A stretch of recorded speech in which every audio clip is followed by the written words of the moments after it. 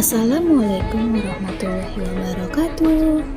Hai semuanya, perkenalkan nama saya Yuliandra Siregar dari kelas PS4A dengan NIM 0503233177. Nah, pada kali ini saya akan membahas mengenai materi kerangka kerja kebijakan moneter Islam. Simak video ini baik-baik ya teman-teman. Pada pengertian kebijakan moneter Islam adalah kebijakan ekonomi yang dijalankan oleh bank sentral suatu negara untuk mengatur jumlah uang beredar dan tingkat suku bunga guna untuk mencapai stabilitas ekonomi seperti mengendalikan inflasi, mendorong pertumbuhan ekonomi, dan menjaga kestabilan nilai mata uang. Apa saja ya instrumen kebijakan moneter Islam ini? Nah, ini ada beberapa instrumen kebijakan moneter yang digunakan dalam ekonomi Islam, teman-teman. Yang pertama yaitu instrumen berbasis bagi hasil atau profit and loss sharing. Contohnya itu termasuk mudharabah dan musyarakah.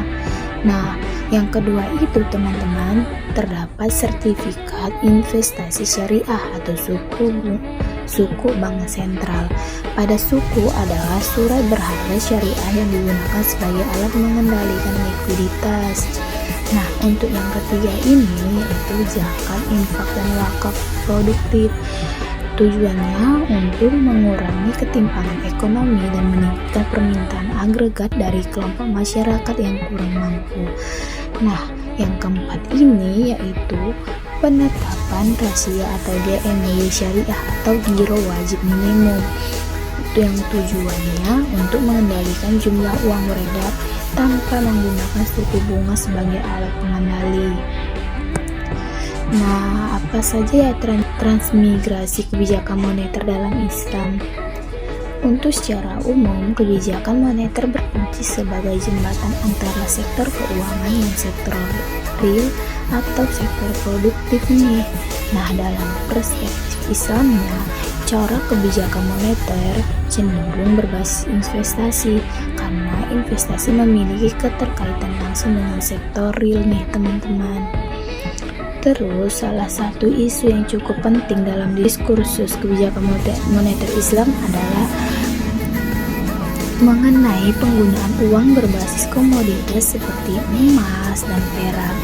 Namun, implementasi sistem ini masih menghadapi berbasis tantangan nih, sehingga sistem moneter Islam masih menggunakan uang fiat seperti dalam sistem konvensional.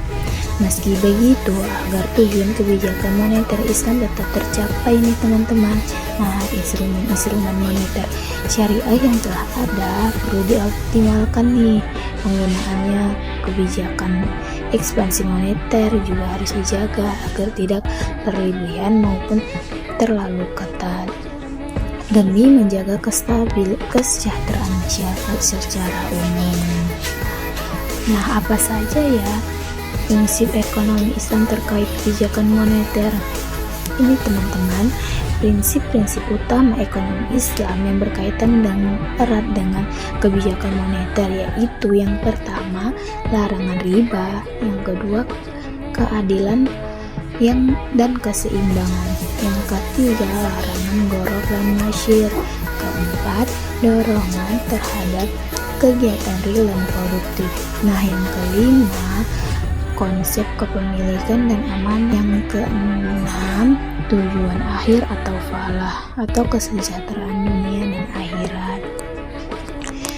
Nah, pasti ada perbedaan nih antara konvensional dan syariahnya. Kebijakan moneter konvensional dan syariah memiliki perbedaan yang spesifik.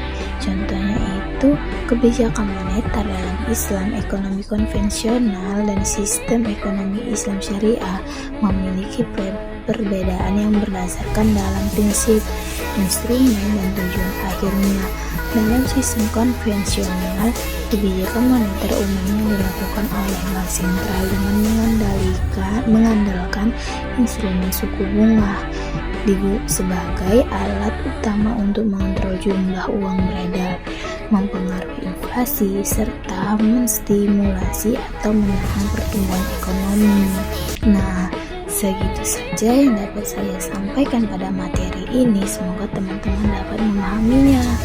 Terima kasih. Wassalamualaikum warahmatullahi wabarakatuh. Bye-bye.